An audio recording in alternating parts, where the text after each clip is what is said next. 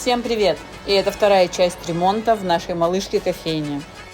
За одну ночь мы должны были успеть покрасить стены и мебель. Тут я благополучно разлила полбанки краски на асфальт. Но нас это никак не смутило, и мы пошли дальше. Время 2:30.